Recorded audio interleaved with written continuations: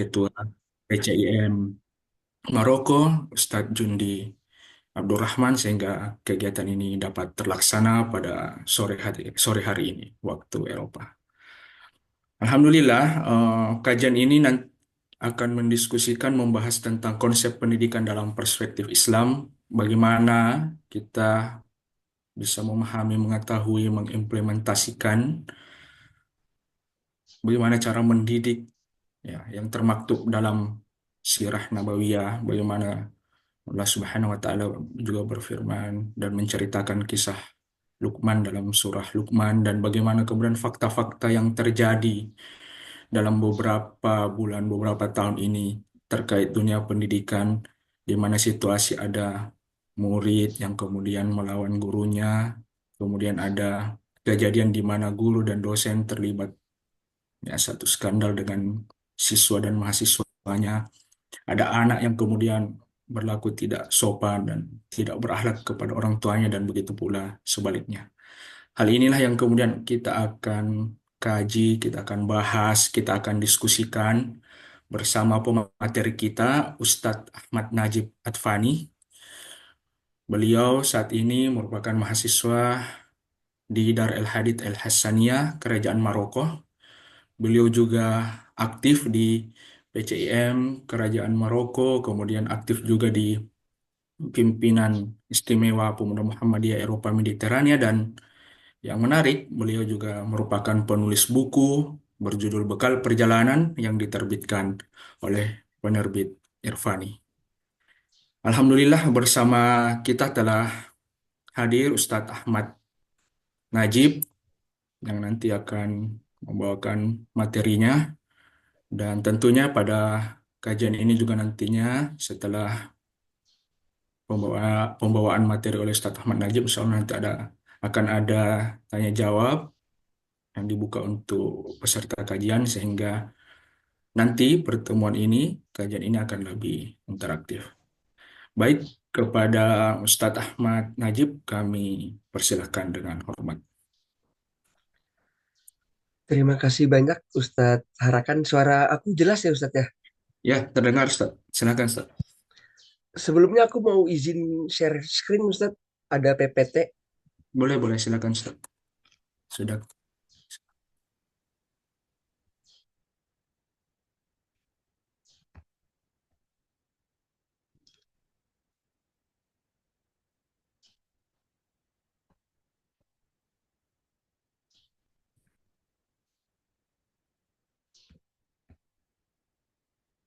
Sudah terlihat ya?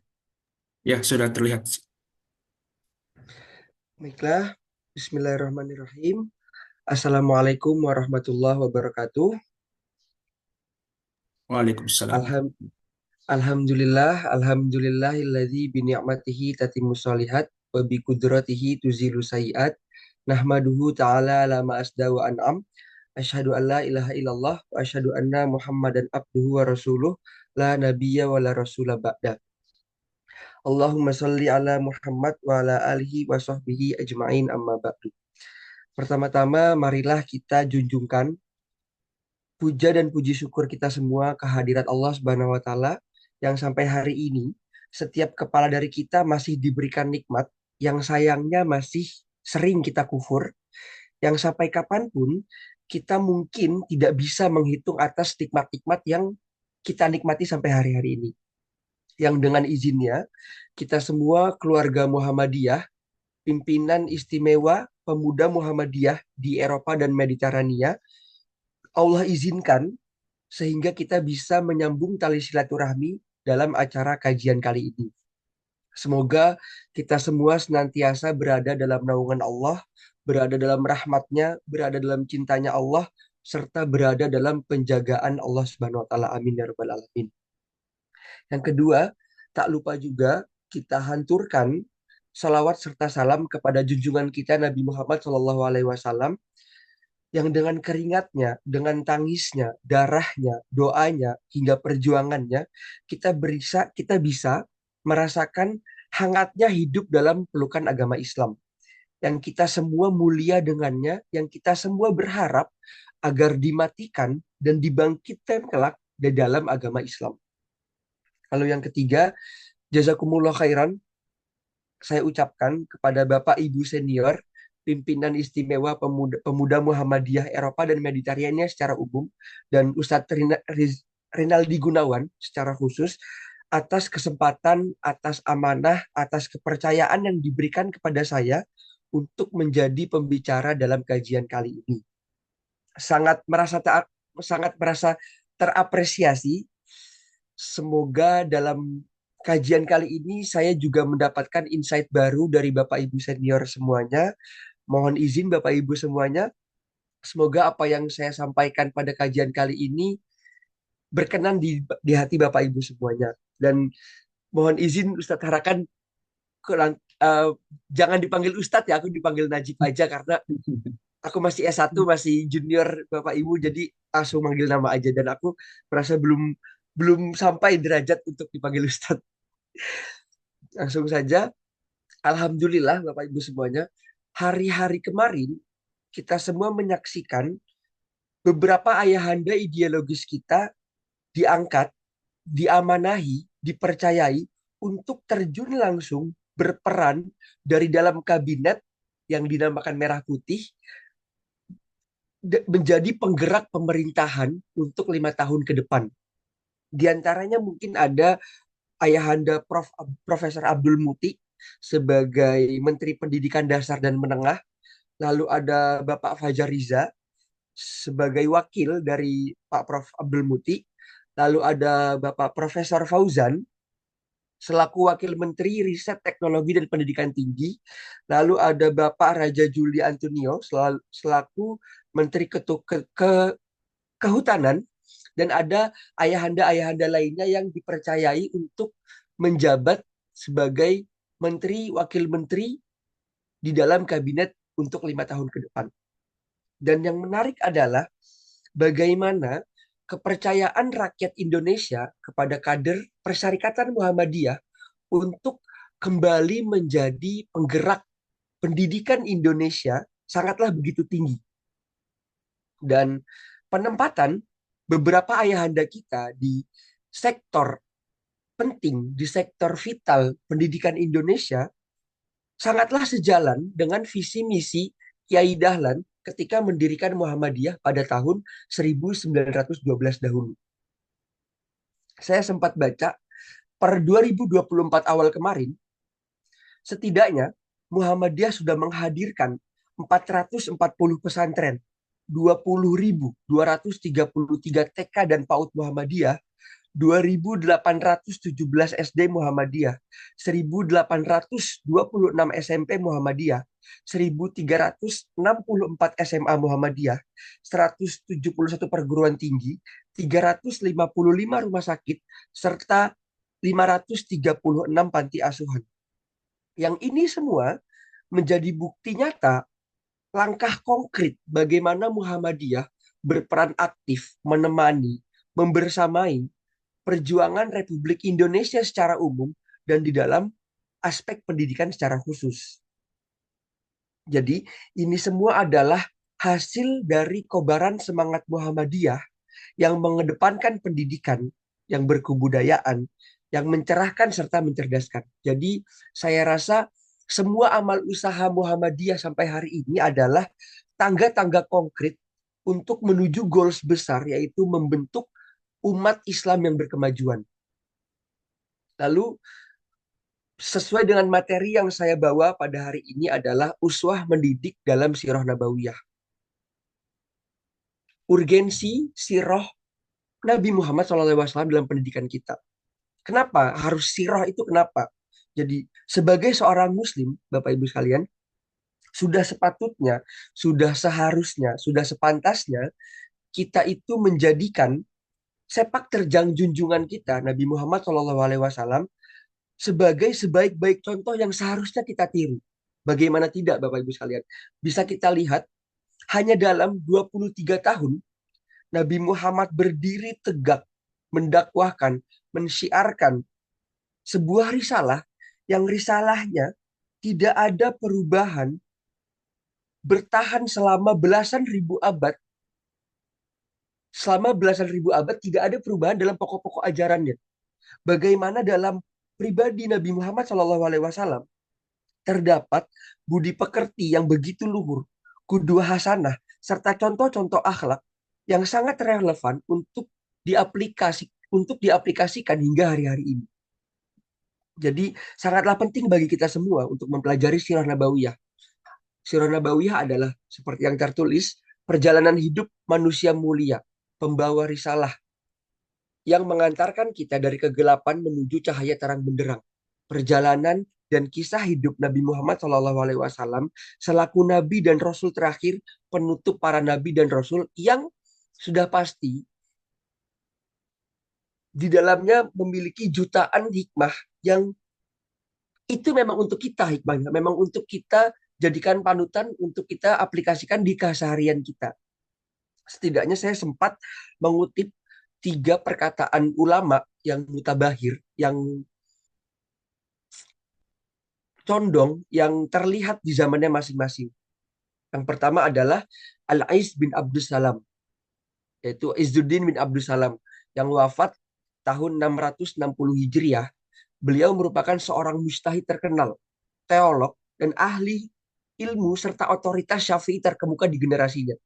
Beliau mengatakan di kitab Qawaidul Ahkam halaman 125, beliau mengatakan, ketahuilah tidak ada adab sebaik adab Rasulullah Shallallahu Alaihi Wasallam dan tidak ada akhlak seluhur akhlak Rasulullah Shallallahu Alaihi Wasallam. Karenanya siapa yang diberi taufik oleh Allah untuk menelusuri akhlak Nabi dan mengikutinya sehingga sebisa mungkin menjadi akhlaknya, maka berbahagialah orang yang mengikuti jejaknya, bersunah dengan sirahnya, menapaki jalannya, dan hatinya penuh dengan kecintaan kepadanya. Lalu kedua, saya juga sempat mengutip perkataan dari Ibnul Qayyim Al-Jauziyah yang wafat tahun 751 Hijriah. Beliau merupakan ahli fikih, ahli tafsir, ahli hadis, sekaligus ahli nahu, usul fiqh dan kalam, penghafal Al-Quran, dan juga seorang mujtahid bermazhab Hambali. Beliau mengingatkan kepada kita semua bahwa kebahagiaan manusia sepenuhnya tergantung pada petunjuk Nabi Muhammad SAW. Maka yang siapapun yang menginginkan kebaikan bagi dirinya, menghendaki keselamatan dan kebahagiaan, mesti mengetahui petunjuk. Dan sirah, lalu perilaku Nabi Muhammad SAW adalah salah satu jalan untuk menuju kebahagiaan dan petunjuk tersebut. Maka dengan itu, dia tidak lagi tergolong menjadi orang-orang yang jahil terhadap Nabi Muhammad SAW, melainkan termasuk pengikut, pendukung, dan pembelanya. Lalu terakhir, ada Syekh Dr. Yusuf Al-Qardawi, seorang cendekiawan Muslim yang berasal dari Mesir, dikenal sebagai seorang mujtahid yang dipercayai sebagai ketua majelis fatwa, yang Allah angkat nyawanya sekitar bulan November 2022. Merupakan kabar buruk yang menimpa kita semua sebagai kaum muslimin. Beliau memiliki 2 pendapat, yang pendapat itu diutarakan dalam Muqaddimah Sirah An-Nabawiyah karya An-Nadawi halaman 5 dan halaman 6. Pendapat pertama, beliau mengatakan, setiap muslim, kita semua memiliki beban hutang kepada junjungan kita, petunjuk jalan kita, pembimbing kita kepada Allah Subhanahu wa taala, yaitu Muhammad bin Abdullah Shallallahu alaihi wasallam. Lalu yang kedua, beliau mengatakan, setiap ulama yang belum berkesempatan untuk menulis tentang kepribadian Nabi yang agung ini pasti menyimpan harapan mendalam kepada Allah agar ia diberi kesempatan, termasuk saya, yaitu Syekh Dr. Yusuf Qardawi, sehingga dapat menulis sirah Nabi Muhammad SAW. Jadi dalam dari ketiga ulama yang saya kutip perkataan beliau-beliau ini, Allah yarham, yang semoga kita bisa mengambil manfaat dari ilmu beliau semua, bisa kita simpulkan betapa sirah nabawiyah menjadi ilmu yang begitu penting. Betapa berdampaknya kisah perjalanan Nabi Muhammad SAW dalam ilmu-ilmu syariat yang hingga hari ini bisa kita nikmati, yang hingga hari ini bisa kita tekuni, yang hingga hari ini bisa kita inovasikan, bisa kita pelajari begitu mendalam. Lalu kita juga mengerti bahwa Sirah Nabawiyah adalah salah satu salah satu ilmu yang kita tidak bisa mempelajarinya nanti-nanti. Jadi memang sirah ini sangat urgent bagi kita semua, apalagi kita seorang Muslim yang menekuni studi di Eropa dan Mediterania. Dan dari sirah pula kita mendapati sebaik-baik role model yang seharusnya kita tiru semua akhlaknya, etikanya, perjuangan hingga anjuran-anjurannya. Dan dalam hal ini, dalam kajian online kali ini adalah dalam aspek pendidikan. Maka kembali kepada aspek pendidikan tadi dan Muhammadiyah, kembali kepada bagaimana Muhammadiyah berhasil bergerak mencerdaskan umat dari berbagai kalangan. Bagaimana bisa? Karena itu semua tidak terlepas dari bagaimana Muhammadiyah membentuk kader internal yang berkompeten.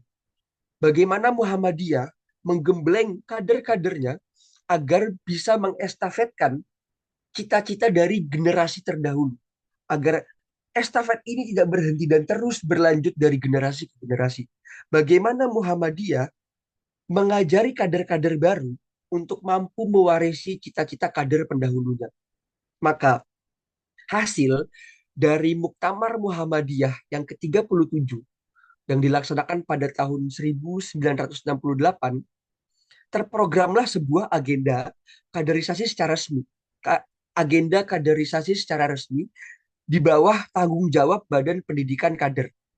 Dan program itu dinisbatkan pada kegiatan Rasulullah SAW ketika mendidik para sahabat-sahabat awal, as-sabiqunal awwalun, pada tahun 5 kenabian sampai 7 di suatu riwayat, dan dikatakan riwayat lain 8 tahun kenabian, yang disebut sebagai Darul Arqam ataupun Baitul Arqam. Darul Arqam, tempat Rasulullah Shallallahu Alaihi Wasallam mendidik para sahabatnya. Sebentar. Apa itu Darul Arqam, Bapak Ibu sekalian?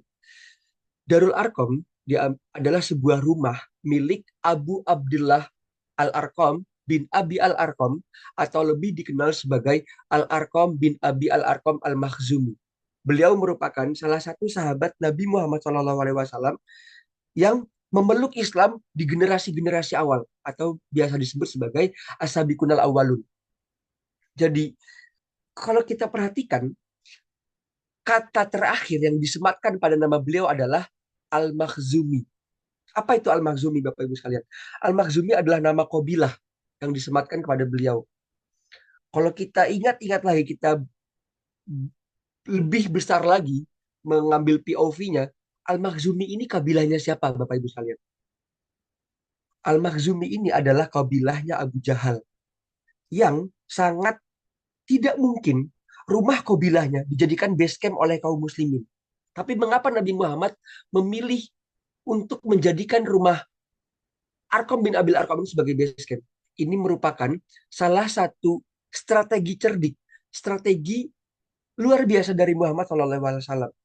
Menjadikan rumah Arqam bin Abil Arqam sebagai base camp para sahabat, menjadi institusi kawah candra di muka, di mana para sahabat-sahabat digembleng, dikaderisasi, dibina langsung oleh Rasulullah adalah sebuah keputusan yang paling tepat.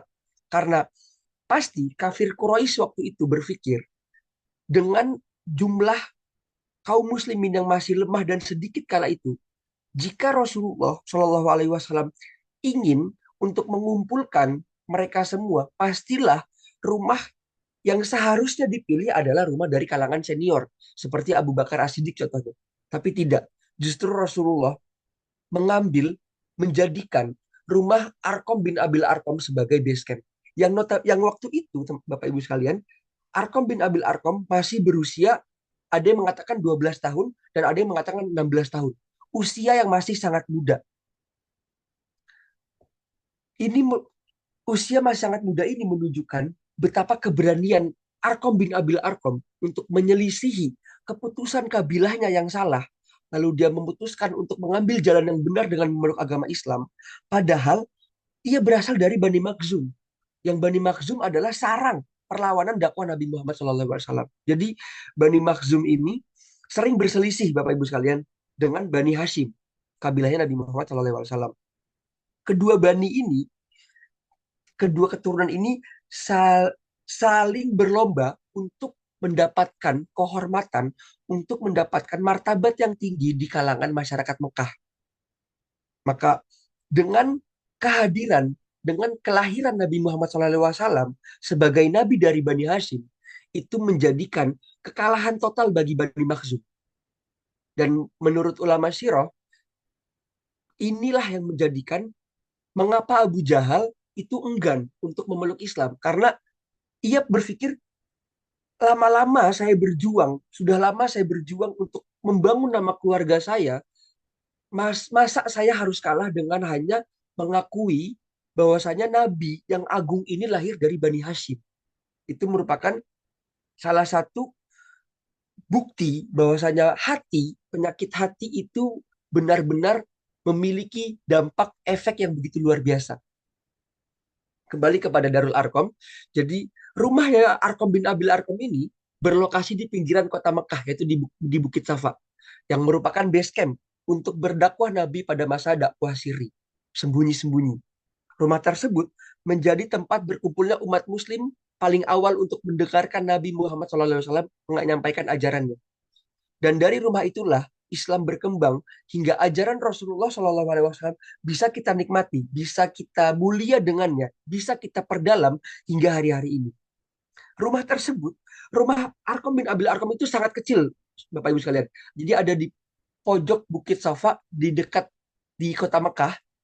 Jadi meskipun rumah itu kecil, tapi memiliki peranan sangat besar sebagai lembaga pendidikan Islam pertama yang dimana Nabi Muhammad SAW langsung membinanya, langsung menjadi gurunya, menggembleng 38 dan 60 di riwayat lain sahabat-sahabat di masa awal.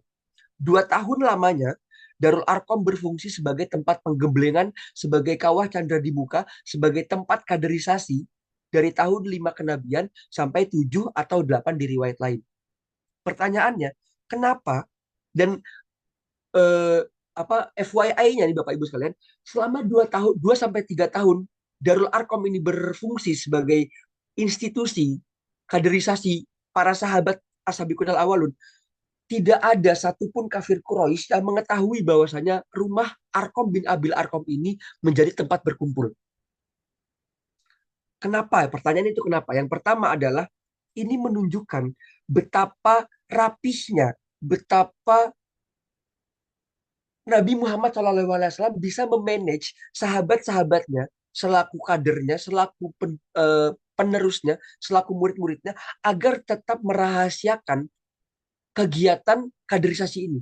Lalu yang kedua, ternyata rumah Arkom bin Abil Arkom ini memiliki pintu belakang, Bapak Ibu sekalian, yang memungkinkan para sahabat waktu itu, meski jumlahnya 38 dan di riwayat yang lain ada 60-an, itu bisa keluar masuk dengan leluasa tanpa sepengetahuan kafir Quraisy yang lainnya.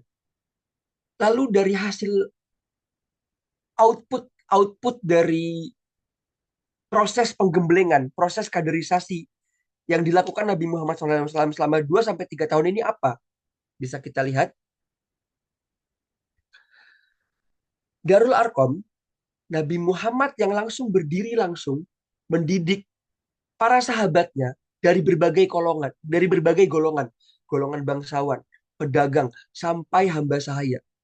Hanya dalam 2 sampai 3 tahun langsung membuahkan hasil yang begitu begitu terlihat, begitu berasar.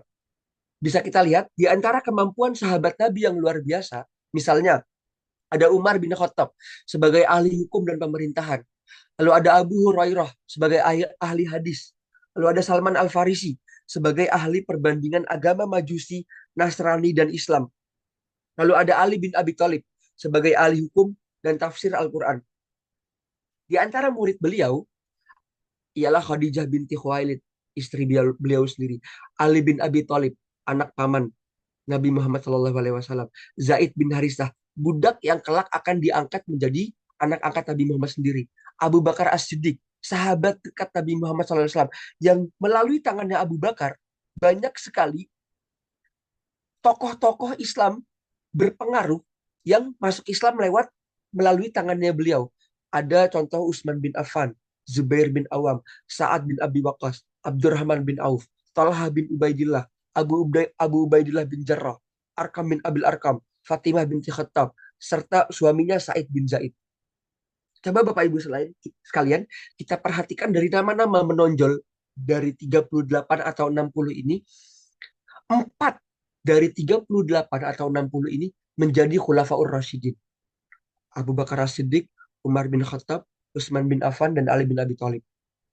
10 dari 38 atau 60 sahabat yang dibina langsung oleh Nabi Muhammad Shallallahu Alaihi Wasallam adalah sahabat yang Allah pastikan sendiri dijamin surganya. Ada 4 Khulafaur Rasyidin, lalu ada Talhah bin Ubaidillah, ada Abu Ubaidillah bin Jarrah, ada Abdurrahman bin Auf, dan Said bin Zaid dan Said bin Abi Waqqas.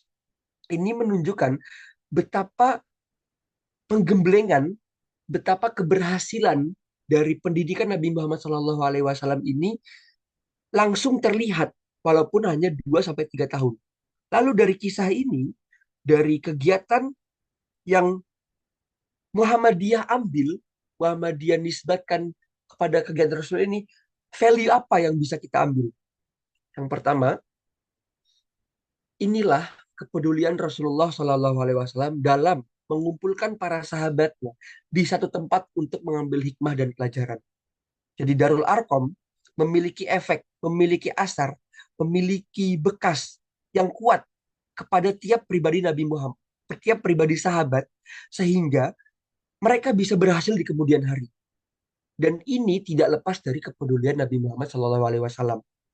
Lalu yang kedua, value yang kedua adalah pentingnya sholat berjamaah di masjid.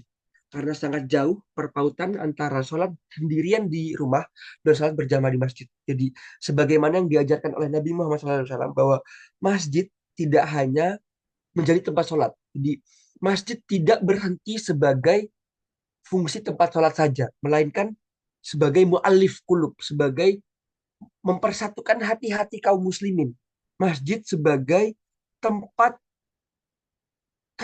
yang junior belajar kepada senior, yang awam belajar kepada yang lebih mengetahui, dari akhlaknya, dari etikanya, sampai bisa dijadikan tempat penggemblengan itu sendiri masjid. Jadi mungkin apa yang kita rasakan hari-hari ini, masjid tidak lagi memiliki peran yang begitu terasa seperti pada zaman Nabi Muhammad SAW, sahabat hingga tabi'in dan tabi'un. Lalu value yang ketiga, pentingnya memiliki sahabat yang baik dalam kehidupan seorang muslim. Karena seorang muslim seharusnya memiliki teman baik yang bisa memperingati di saat khilaf, mengajarkan di saat tidak tahu, dan menasihati di saat lain. Seperti hadis an Abi Hurairah radhiyallahu anhu an Nabi sallallahu alaihi wasallam yaqul almaru ala dini khalili falyanzur ahadukum ala dini khalili rawahu Abu Daud wa Tirmizi wa Ahmad wa Hakim. Dan Abu Daud menjelaskan di dalam kitab Syarah Sunan Abu Daud di jilid 2, beliau mengatakan annal insan idza sara khalidan wa musahiban li insanin fa innahu yakunu mislahu fa innahu yakunu misli fi akhlaqi wa sifati wa ibadati fal kalimah falyanzur ahadukum ila man yukhalil bimana annahu la yakhtar illa khalilut thayyib man yakunu aunan ala ta'ah walal ma'siyah. Jadi Abu Daud mengatakan bahwasanya seorang teman itu akan menjadi seperti siapa yang ia temani dalam sifatnya, dalam akhlaknya, begitupun dalam ibadahnya. Maka kalimat Rasulullah Shallallahu Alaihi Wasallam, "Falyanzur ahadukum ila man yukhalil," itu memperingati kita semua agar memilih-milih dalam berteman. Pilihlah teman yang menjadi penolong muda untuk pilihlah teman untuk agar ia menjadi penolongmu dalam ketaatan bukan kemaksiatan. Jadi dan beliau menambahkan dalam memilih teman sudah selayaknya dan seharusnya kita itu memilih-milih. Tapi dalam berbuat baik kita tidak perlu memilih-milih. Jadi ada perbedaan antara perbuatan baik dan memilih teman. Jadi kalau kita berbuat baik kepada siapapun, tapi kita memilih teman yang benar-benar itu teman, Khalil ini Rasulullah menggunakan kata Khalil itu artinya kekasih, yang arti literally-nya kekasih, tapi artinya adalah teman seperti sahabat yang mengikuti 24/7, yang ada 24/7, yang siap siaga memperingati, siap siaga membantu, menguatkan, dan saling mengingatkan. Value ketiga. Lalu value keempat, pentingnya sebuah ikatan dan hubungan terus-menerus antara sesama muslim. Dan hukumnya akan semakin penting apabila mereka berada di negeri asing dan di kalangan masyarakat yang tidak mengindahkan aturan Islam. Seperti yang Bapak Ibu semua rasakan sekarang, kebanyakan dari kita berdomisili di Eropa, di Mediterania, di Afrika, dan di penjuru dunia lainnya yang mungkin umat muslim menjadi minoritas dan kita hidup di lingkungan masyarakat yang tidak mengindahkan ajaran-ajaran Islam. Maka lebih dianjurkan lagi kita untuk memiliki teman yang memiliki konsep beragama Islam yang sama, memiliki visi yang sama agar kita bisa senantiasa mengingatkan satu sama lain, kita bisa senantiasa menguatkan satu sama lain. Oleh karena itu, bagi mereka yang seperti ini, penting mengadakan perkumpulan untuk bisa bekerja sama dalam kebaikan agar tetap berada dalam kebenaran. Agar ikatan persaudaraan semakin kuat dan agar iman yang ada di dalam dada tetap terjaga dan tidak luntur dan tidak lemah. Jadi semoga apa yang kita lakukan pada siang hari ini waktu Maroko dan sore hari waktu Eropa mungkin dan malam hari waktu Indonesia bisa berjalan secara rutin. Hitung-hitung untuk menjadi pengingat kita, hitung-hitung untuk menjadi penyemangat kita, reminder dan mood booster kita bahwasanya kita alhamdulillah kita masih memiliki teman yang sevisi, teman yang semisi, teman yang bisa memperingati kita ketika kita lalai. Lalu pondasi utama. Mengapa para sahabat berhasil dari Darul Arkom? Mengapa Nabi Muhammad SAW berhasil mendidik sahabat-sahabatnya sehingga menjadi tokoh-tokoh yang berpengaruh di kemudian hari? Ada 4 poin penting. Ini saya maaf salah tulis, jadi yang 4 poin kelimanya saya copy, jadi agak agak agak error. Yang pertama adalah meluruskan niat semata mencari ridha Allah Subhanahu wa taala dan kepada Allah Subhanahu wa taala semua aktivitas berwara. Jadi keikhlasan para sahabat as-sabiqunal awalun dalam mengupgrade diri hanya mencari keridhaan Allah dan tidak selain itu. Jadi bagaimana pondasi awal dibangun adalah dalam semua aktivitas upgrade yang ingin, sedang, dan akan kita lakukan, sudah sepatutnya kita menjadikan upgradean itu lillahi ta'ala. Masalah hasil upgrade-nya seperti apa, masalah proses yang kita jalani bagaimana, insya Allah jika kita memiliki niat murni lillahi ta'ala, sisanya Allah yang bantu. Lalu yang kedua, charge energi dengan inspirasi jalan dakwah Rasulullah SAW, para sahabat dan salafus saleh. Jadi para sahabat senantiasa mencharge keimanan mereka di rumah Arkom ini, di Baitul Arkom ini, sami'na wa ata'na terhadap apa yang disampaikan Rasulullah, apa yang dibina, apa yang diajarkan oleh Rasulullah SAW. Begitupun kita. Jadi kita semestinya mengikuti jejak para pendahulu kita, mengikuti jejak sahabat, tabi'in, tabi'ut tabi'in, salafus soleh, dan ulama-ulama senior-senior kita, pendahulu-pendahulu kita. Lalu yang ketiga, mendidik diri dengan perilaku sesuai Al-Quran dan Sunnah Rasulullah SAW. Jadi salah satu keberhasilan, salah satu faktor terbesar keberhasilan sahabat, tabi'in, tabi'ut tabi'in dalam membentuk dirinya, membentuk value dirinya adalah mereka memiliki pegangan yang sampai kapanpun tidak akan mereka lepas, yaitu Al-Quran dan As-Sunnah. Seperti yang disampaikan Rasulullah, taraktu fikum amroini lantadillu kamasaktum bihima Quran kitabullah wa sunnatun Nabi. Jadi Nabi Muhammad meninggalkan kepada kita semua dua hal yang jika kita berpegang teguh dengannya, kita tidak akan merasa tersesat. Kita tidak akan pergi jauh kemana-mana. kita akan selalu berada di track yang sesuai, yaitu adalah Al-Quran dan As-Sunnah. Lalu yang keempat adalah terus-menerus membangun dan mengupgrade kapasitas diri. Di kisah Darul Arkom memberikan inspirasi, memberikan role model bahwa proses mendidik umat menjadi porsi yang mendominasi sebagai program upgrade diri secara khusus dan program update umat secara umum. Dan Darul Arkom juga mengajarkan kita bahwasanya program penggemblengan ini harus dilakukan secara kontinu. Dia harus dilakukan terus-menerus. Lalu bagaimana kita untuk membangun giroh dalam keteladanan? Jadi aku baca bukunya, aku ini ada sambungan dari Atomic Habits yang aku baca dan ada beberapa artikel Islam yang aku baca di kampus. Jadi setidaknya ada beberapa cara untuk kita gimana cara kita membangun giroh keteladanan itu. Yang pertama adalah banyak melakukan tindakan nyata, bukan memperbanyak wacana. Jadi strategi itu bagus, tanzim memanage menstrategi kita, apa yang akan kita lakukan itu bagus, tapi akan lebih bagus apa-apa yang kita sudah wacanakan itu menjadi kita ubah, kita konversikan, kita upgrade menjadi tindakan nyata. Jadi wacana tidak berhenti hanya sebagai rencana saja. Lalu yang kedua, banyak melakukan reward yang memotivasi, baik melakukan kekuatan verbal maupun non-verbal.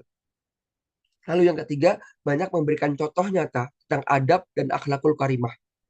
Lalu selanjutnya banyak bermuhasabah, memperbaiki yang belum baik, mempertahankan yang sudah baik, meningkatkan semangat perbaikan terus-menerus. Seperti ada kiasan bahasa Arab yang sering terdengar mungkin in uridu ilal islah al muhafadzatu alal qiyam wa tajrid al kamal. Jadi apa-apa yang sudah baik dipertahankan, tapi tetap kita bisa improve, even the best can be improved. Jadi terus kita hari per hari itu menjadikan lebih baik dari hari kemarin. Lalu yang terakhir, kita melakukan punishment yang memotivasi, kita melakukan punishment yang konstruktif, bukan sebaliknya. Bukan kita malah memberikan punishment yang menjatuhkan, bukan malah memberikan punishment yang destruktif. Lalu terakhir, ada sedikit tambahan, pendidik sendiri dalam pandangan Islam itu memiliki tingkatan-tingkatannya. Jadi seperti kita ketahui bahwasanya bahasa Arab adalah bahasa yang paling kaya, bahasa yang paling mendetail, sehingga kita lebih bisa dalam, kita lebih bisa memaknai lebih dalam tiap-tiap nas, tiap-tiap teks syariat yang datang kepada kita. Dalam hal ini, kita bisa memaknai beberapa makna guru dalam khazanah Islam. Ada mudarris, ada muallim, ada muadib, ada musyrif, ada murabbi, dan ada mursyid. Akan aku bahas satu persatu. Mudarris. Jadi apa itu mudarris?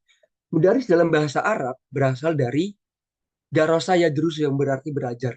Kata ini berbentuk isim fa'il sehingga bisa dimaknai bahwa kapasitas guru di sini sebagai pengajar yang menerapkan metodologi pembelajaran. Jadi mudaris dalam khazanah Islam menempati kasta paling bawah untuk menjadikan indikator pantas atau tidak menjadi guru.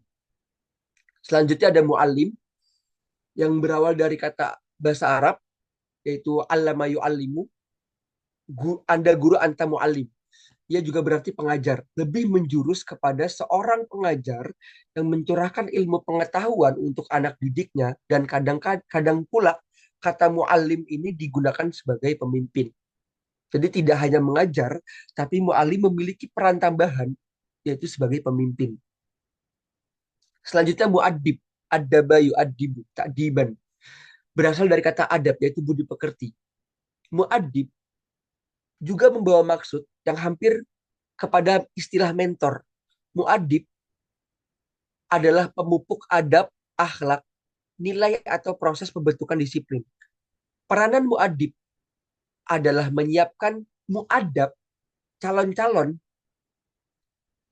penerusnya yang beradab, yang dapat melaksanakan pekerjaan-pekerjaan berat yang diletakkan di atas bahu mereka.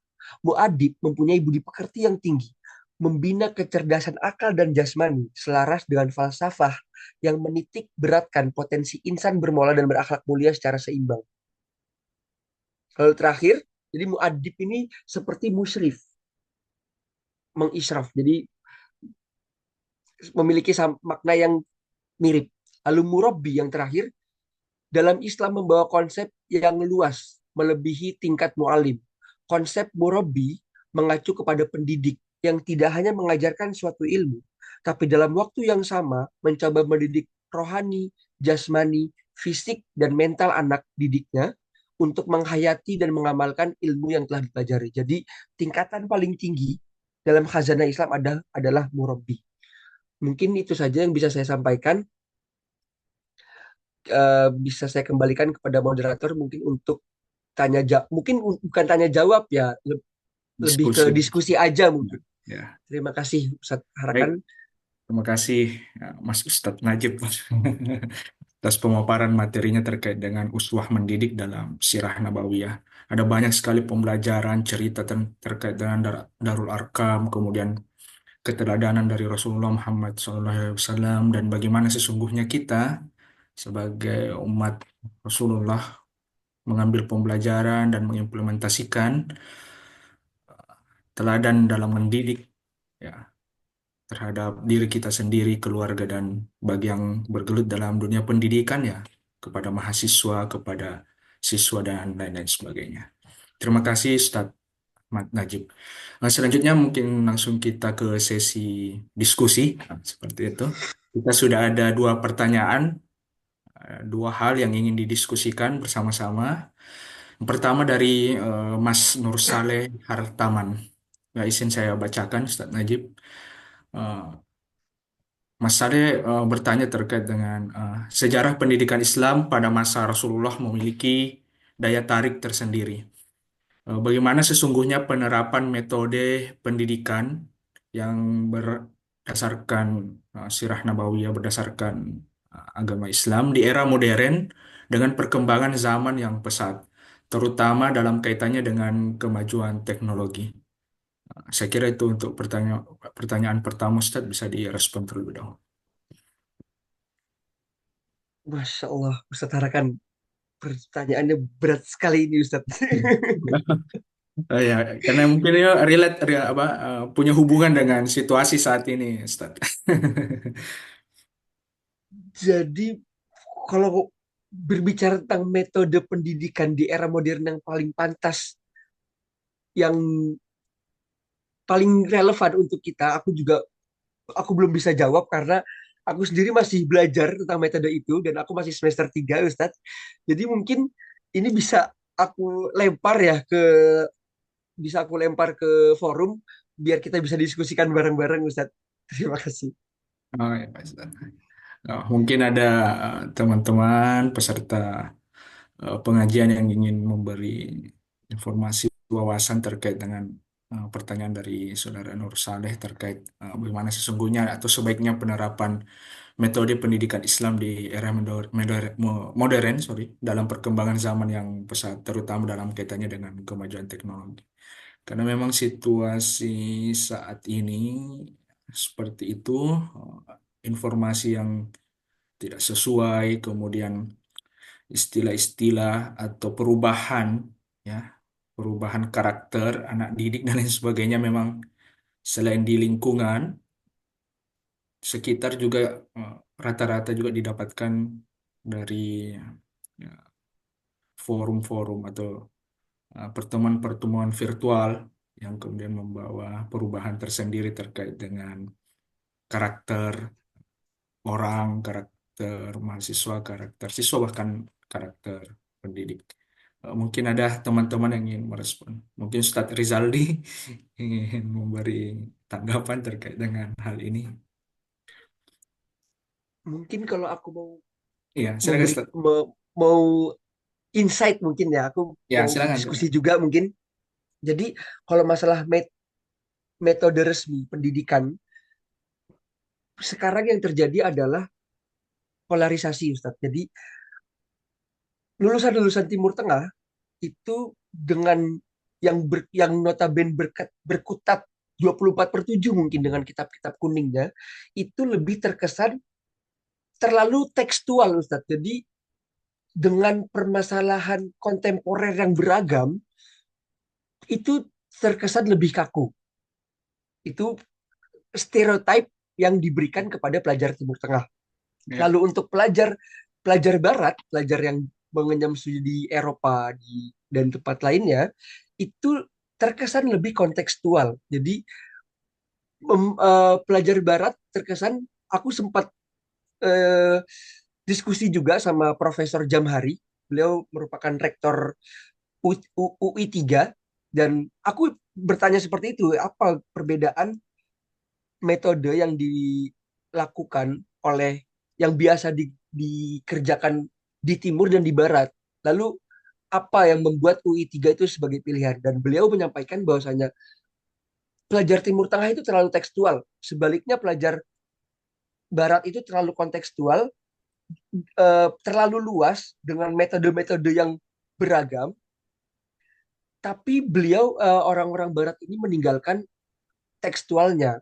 Maka jawabannya mungkin yang paling relevan dan yang paling baik, yang paling bisa kita cari adalah bagaimana kita menyatukan metode tekstual dan metode kontekstual. Jadi kita tetap berkutat pada kitab kuning ini, tetapi dengan inovasi metode yang diterapkan di barat. Mungkin itu yang harus kita lakukan mungkin ya.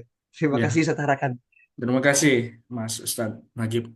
Ternyata jawaban Mas Ustadz Najib ini sesungguhnya bersinggungan dengan pertanyaan yang kedua dari saudara Aldi Nurdian Syahbe. Beliau menyampaikan, bisa apakah eh, Pak Ustadz bisa memaparkan bagaimana pola pendidikan di Maroko yang bisa bisa sehingga kami bisa mengambil pembelajaran dan mungkin bisa mengimplementasikan situasi itu di Indonesia. Saya kira seperti itu, Ustadz. Mungkin lebih ke pengalaman-pengalaman pola pendidikan, pengajaran, mendidik dan dididik seperti itu, Ustadz, di Maroko. Silakan. Izin aku izin sharing pengalaman berarti ya, Ustaz Harakan gini ya. Ya, baik-baik, silakan, Ustadz. Jadi alhamdulillah Allah memberikan aku kesempatan untuk mengenyam studi di Darul Hadis Al Hasaniyah, tempat di mana Ustadz Abdul Somad itu mengenyam studi S2 di sana. Jadi secara tidak langsung aku merasa memiliki beban harapan yang cukup berat karena memiliki senior seorang Ustadz Abdul Somad itu sangat berat sekali, Ustadz. Jadi pasti kalau ada pertanyaan, kamu kuliah di mana? Darul Hadis. Wah, Ustadz Abdul Somad ya. Wah, berat juga nih. Harus bagaimana nih ya kan? Dan aku juga dan Darul Hadis ini kan juga salah satu universitas yang di bawah naungan Al-Qurawiyin. Jadi Al-Qurawiyin adalah universitas tertua di dunia. Pertama, jadi Al-Qurawiyin di Maroko, lalu Az-Zaitunah di Tunisia, lalu Al-Azhar di Mesir. Correct me if I'm wrong.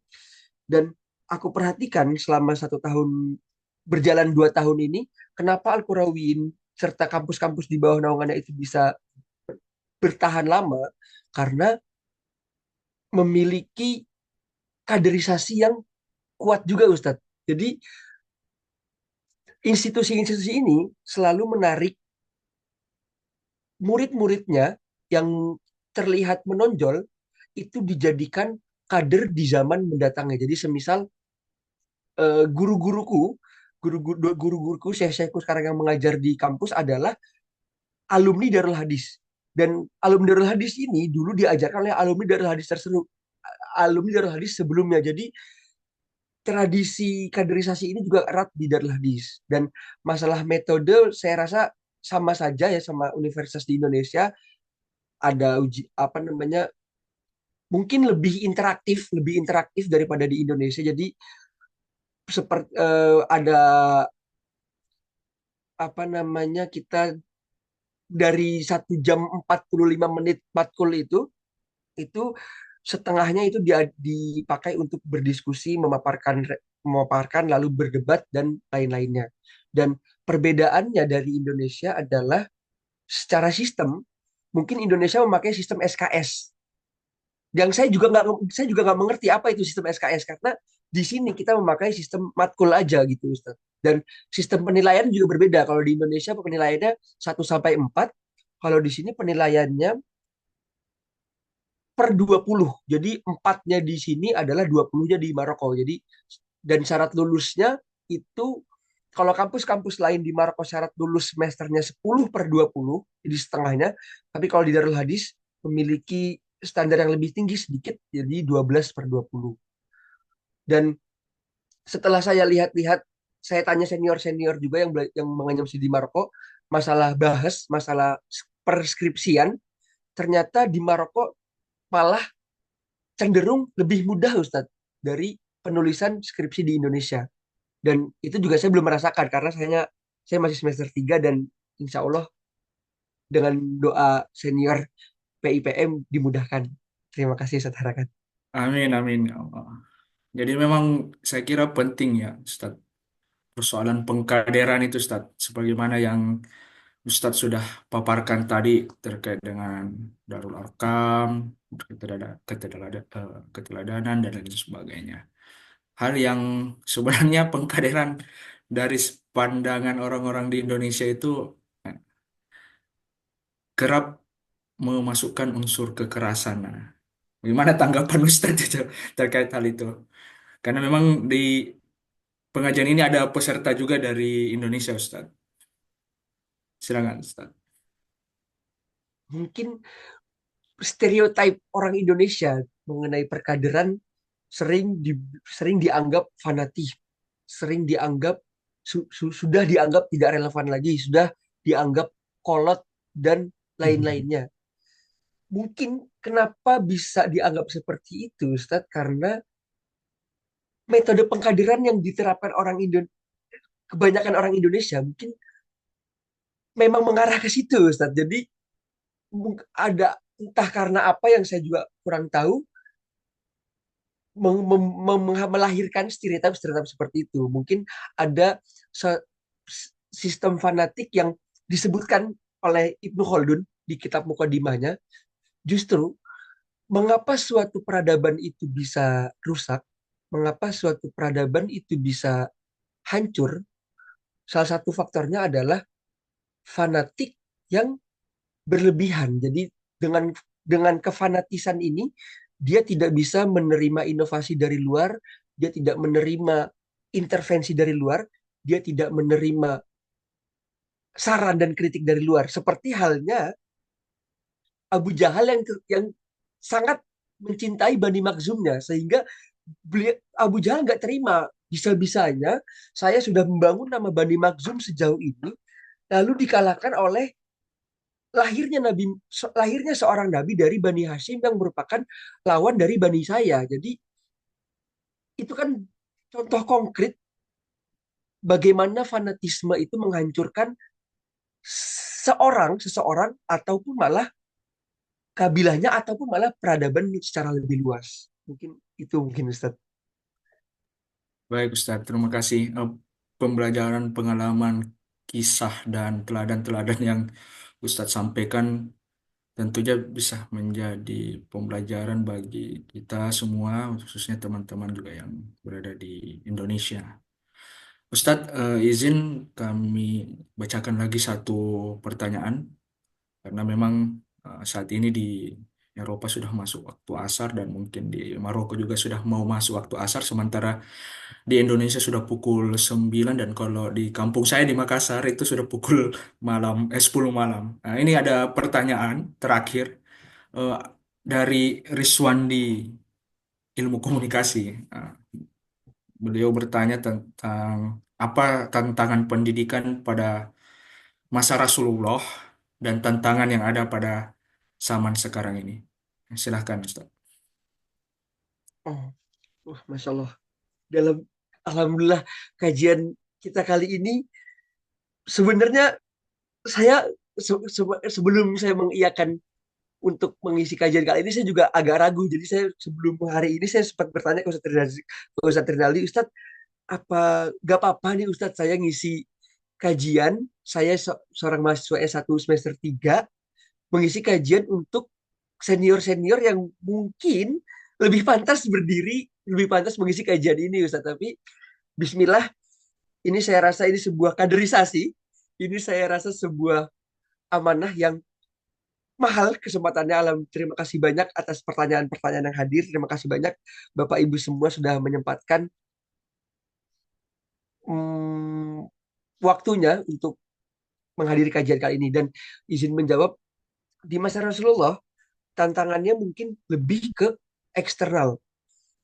Jadi kecaman dari luar itu sangatlah berat, sangatlah besar dan sangatlah banyak. Yang pertama, yang kedua, keterbatasan kemampuan pada saat itu yang seperti kita ketahui sangat sedikit sekali dari kaum Rasulullah waktu itu, kafir kafir Quraisy waktu itu yang memiliki kemampuan untuk baca tulis. Sampai Rasulullah sendiri itu seorang ummi yang tidak bisa baca tulis. Tapi dengan tantangan tersebut, Rasulullah bisa membuktikan mendidik Salman Al-Farisi yang tadi sudah aku kemukakan di awal yang merupakan ahli perbandingan agama Islam Majusi dan Nasrani itu sudah bisa me- menguasai 7 atau 6 bahasa ketika umurnya masih 12 tahun di tengah masyarakat yang tidak bisa baca tulis.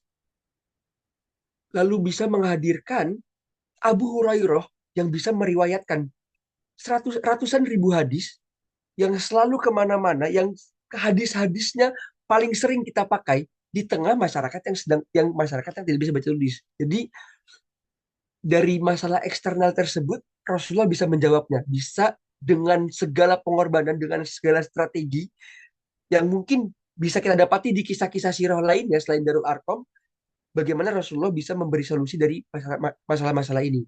Dan masa, tantangan apa yang kita hadapi di masa-masa kini dalam pendidikan lebih berat, ya mungkin lebih berat karena lawan kita itu sudah dari berbagai arah, dari sosial media, dari pergaulan anak-anak, dari lingkungan rumahnya, dari pergaulan di sekolah. Jadi lebih kompleks dan lebih membutuhkan effort lebih besar daripada sebelum-sebelumnya mungkin. Jadi jihad jihad kita pada hari-hari ini sebagai sebagai peserta didik dan sebagai sekaligus pendidik mungkin akan diberikan pahala yang juga besar karena kita menghadapi tantangan yang juga besar juga.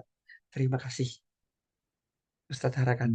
Terima kasih Ustadz Ahmad Najib atas respon materi yang dibawakan. Sungguh sangat menarik, menjadi pembelajaran bagi kita semua, menambah wawasan dan insya Allah kita mengikhtiarkan diri seluruhnya, seluruh peserta yang hadir pada kajian sore ini, kajian malam ini, untuk ya mengambil pembelajaran, mengikuti keteladanan Rasulullah dalam mendidik dan bagaimana kemudian para sahabat mengambil teladan dari para sahabat sebagai yang dididik oleh Rasulullah secara langsung, mengambil pembelajaran dan lain sebagainya. Sekali lagi saya mewakili panitia penyelenggara mengaturkan terima kasih kepada Ustadz Ahmad Najib. Juga kami haturkan terima kasih kepada pimpinan istimewa pemuda Muhammadiyah Eropa Mediterania, pimpinan cabang istimewa Muhammadiyah Hongaria, dan